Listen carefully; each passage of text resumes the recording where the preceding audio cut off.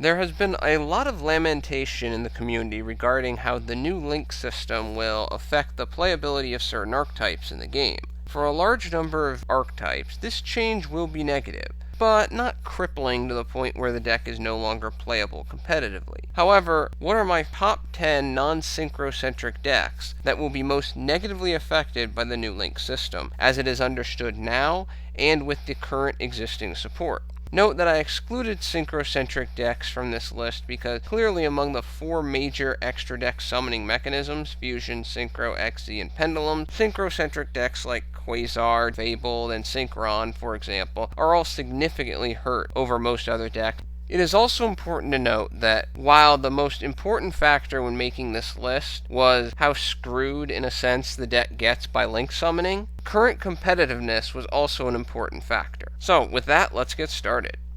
Number 10. Who at Konami has it out for Dustons?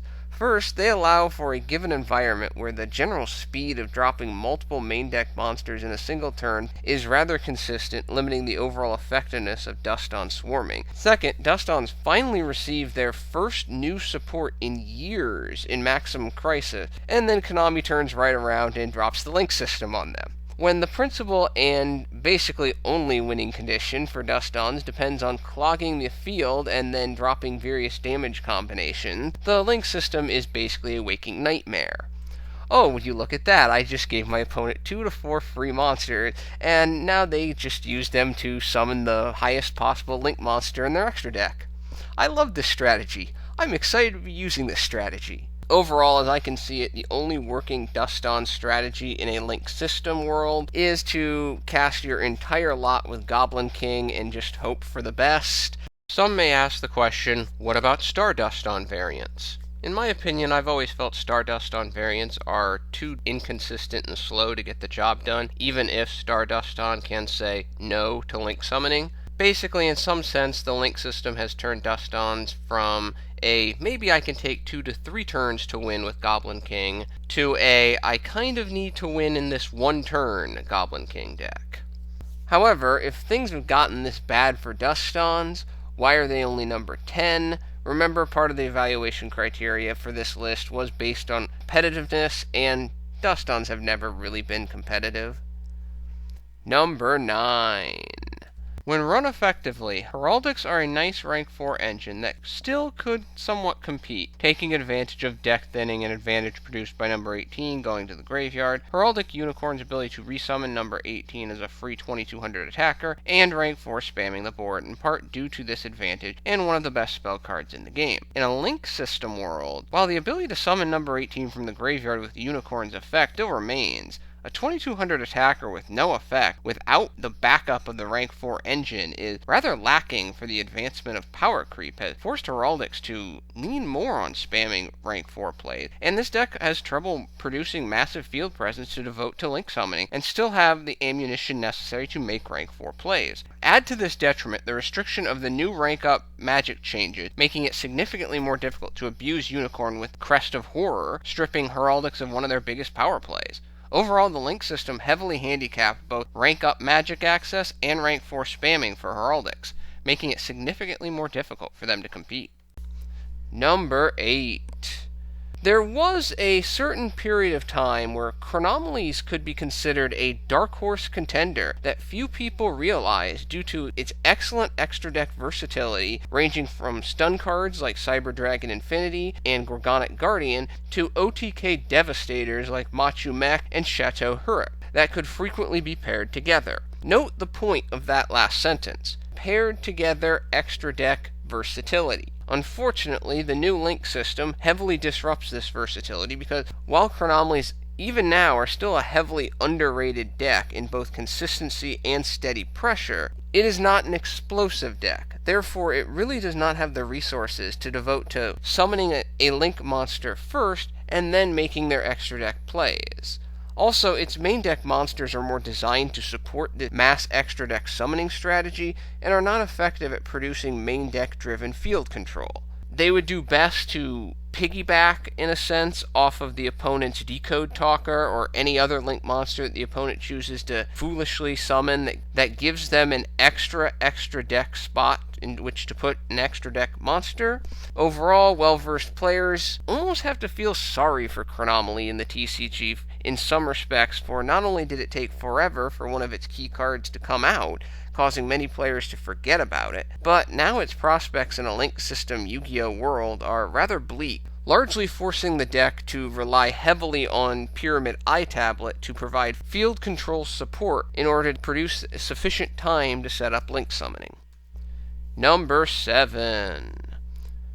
At first glance, this could be viewed as a controversial choice because some players argue that Fluffles will be devastated by the new Link system, whereas other players have argued that Fluffles are relatively unscathed. The reason Fluffles are hurt by Link summoning is quite simple. The deck lives on speed, and while Link summoning does not kill the deck, it will slow the deck down, and even if Fluffles fall from 100 miles per hour to 75 miles per hour, that fall is meaningful in the overall efficiency of the deck and its overall win probability. Now, Fluffle players may argue against the significance of this fall on two major points. First, they would argue that getting a 2-arrow Link monster in Millis Radiant is easy for the deck. Normal summon dog, search sheep, special summon sheep, bam, there you go. There's your 2 extra deck spot Link monster. Yeah, that was easy. But the player did have to use the normal summons, 2 Fluffles, and Dog Search to get that monster onto the field, which, guess what, reduces the overall speed and efficiency of the deck. Again, I'm not saying the deck can no longer OTK, Link summoning has just reduced OTK probability significantly. The second argument would be that the special summoning ability associated with Sabertooth can bring back a Kraken, used as fusion material for the Sabertooth, and bam! 8,000 damage right there, with only Sabertooth occupying the extra deck monster zone because Kraken came back from the graveyard to the main deck monster zone. Yes, this is also true. And this is largely why Fluffles are only at number 7 on this list instead of number 4. Sabertooth notwithstanding, another problem is the reduced ability to hit over bigger monsters due to the lower probability of getting Tiger on the field with his Sabertooth and Kraken friends that he can juice up the attack power of. This puts more pressure on Kraken to spot pop monsters, and then Kraken can't attack directly afterwards, and Fluffles tend not to run defense, so the longer the duel drags on with Fluffles, the lower their probability of winning is. Look, no rational person should argue that Fluffles are not significantly negatively affected by the Link system, and incidentally, if Sabertooth did not exist, the Link system probably would have killed Fluffles. Sabertooth is the saving grace for the deck in a Link summoning world, for even when Fright for Patchwork is released in the TCG, whenever that is, the Link system still would have been an incredibly difficult obstacle without Sabertooth. Number 6. Let's just face it right now, until a linked Burning Abyss monster is released, BA decks are limited to piggybacking off the opponent's linked summon monster and running only a single Dante at a time. Not surprisingly, this limitation heavily slows down the deck, restricting its overall fluidity and hurts its competitiveness because BA typically relies on outgrinding the opponent rather than blowing them away.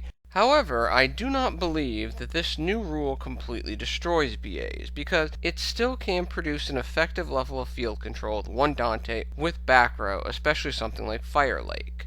Thankfully, for those Burning Abyss holdout players, because a lot of other decks are also slowed by the rule change, the Dante Surloop can become even more annoying and a slog for decks that do not have some immediate bounce, spin, or banish answer. Number 5. Without the ability to flip Link monsters face down, the direct attacking of Ghost Tricks associated with their field spell is basically eliminated. Now, an experienced Ghost Trick player may counter that the new goal for Ghost Trick strategy is to flip main deck monsters face down so they cannot be used for Link summons, because Link summoning requires the monster to be face up. Yes, this can be a valid strategy, but what happens when the opening hand does not support this strategy, or the Ghost Trick player goes second? Now Ghost Tricks appear to have 3 other attack strategies. 1. A slow and weak deck out via Skeleton. a strategy that is incredibly inferior to soul-absorbing Bone Tower-based deck out, because once again the Link Summon monster can simply pound through the standard Ghost Trick defenses, especially Skeleton, destroying the entire strategy from the get-go. 2. A swarming power strategy involving Ghoul in an attempt to hit over the linked monster and clear the way for other attacks. Of course, since Ghoul is the only monster that can attack in this structure, that's rather weak. 3. Spamming So Cute Boss to destroy the Link monster via its effect and hoping to lock down the extra deck zone. Well, at least that could be a strategy before realizing that there are already multiple Link monsters that shrug off targeting or destruction, and we are still in the general infancy of Link monster development. So Cute Boss is also rather easy to remove from the field, especially with spell and trap card effect, which I think will be on the rise when Link summoning comes out. And summoning So Cute Boss in the first place can be a little uneven, and getting enough attack power on board to use her effect against a 2000 plus attack point Link monster is also somewhat of a chore. Without new support, it will be interesting to see how Ghost Tricks survive as a deck in a Link summoning world. Number 4. Raid Raptors. Well, being a deck associated with the key enemy character was not enough to save these poor birdies from the wrath of the Link system. First off, I believe that the way rank up spells work in the Link system is rather silly, but with the need for multiple extra deck zones to be available to make any rank up spell plays, Raid Raptors are definitely in trouble, for rank up spells are really where Raptors butter their bread.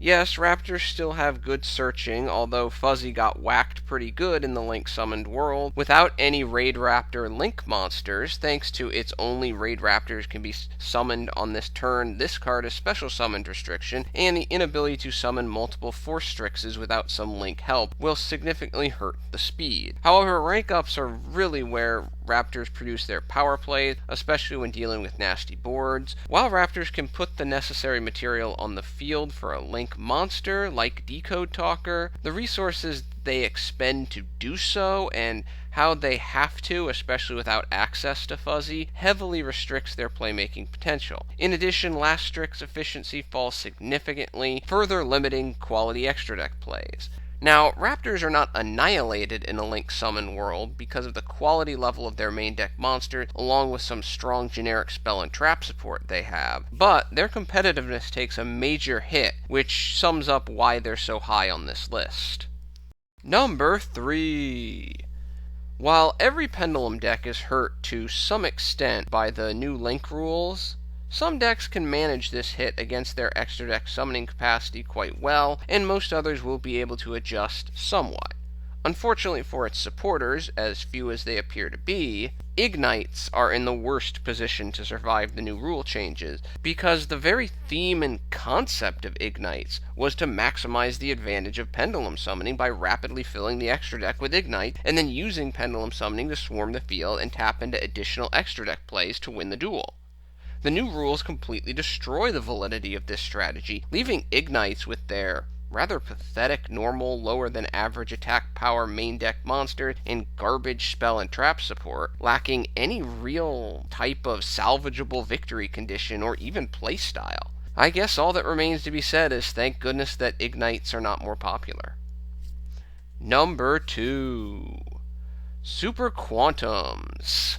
A deck that centers around summoning its boss monster that requires 3 different XZ monsters. Wow, this deck is in trouble, for while it is reasonable to suggest eventually a 3-pronged for the same player Link monster will emerge, it is also reasonable to suggest that such a monster will require a lot of resources to put onto the field, resources this deck will struggle to accommodate. The interesting thing about this deck is that it is good at recovery summoning, but not good at the initial summon, which is the problem for Link Summon. Now, depending on how the rules regarding extra deck monsters in the graveyard shake out, one could argue that this deck could survive via a Mega Monarch Zaborg variant, where Zaborg sends the Mecha Beast to the graveyard, and Magna Carrier summons them from the graveyard to make Great Magnus. While it remains to be seen if this is actually a possibility, depending on certain rulings, the big problem with this consideration is that the Zaborg variant is incredibly inconsistent and does not even need to run the Super Quantum main deck monster to work effectively. Therefore, can this variant even be regarded as a super quantum deck. While to my knowledge a ruling officially does not exist on this issue, I would argue that because the summons associated with Magna Carrier are considered XZ summons, that monsters summoned by its effect would have to go to the extra deck monster zone or any link zone, even though they're occurring from the graveyard. Therefore, right now I would argue that the Zaborg variant would not work. Overall, Super Quantums are in some serious trouble if they want to survive. And finally, number 1. I guess you could cue up the funeral dirge music right now for Gem Knights.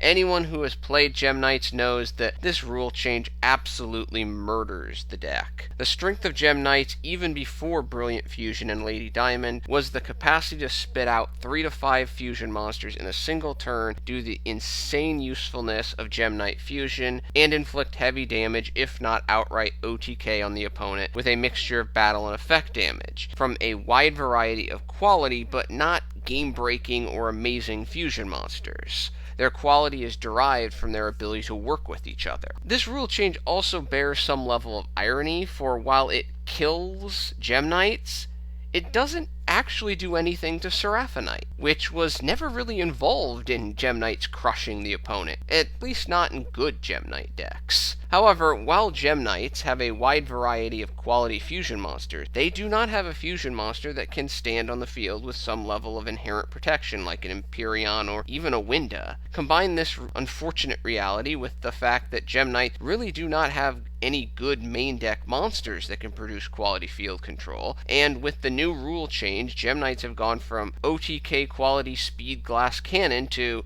frequently jamming inaccurate flintlock, because they will commonly be able to only spit out 1 fusion monster, maybe 2 if they piggyback off a Decode Talk or a similar type opponent link monster. With the overall power of their fusions dependent on numbers for synergy and overall effectiveness, right now Gem Knights appear to be on their last legs, hoping for some amazing link monster to save it. Now, one could argue that there exists the ability to make a Gem Knight deck work with Paradox Fusion under the general rule assumption that it operates the same as Omega or Interdimensional Matter Transporter rulings, but even that variant is still ridiculously slow and just doesn't appear to be worth it. As someone who likes diversity, this list was rather depressing to make because, again, none of these decks are synchro decks. Well, that was my list of the top non-synchro decks that are most damaged in their playability by the new link rules. Thank you for your attention and your time. I'm out.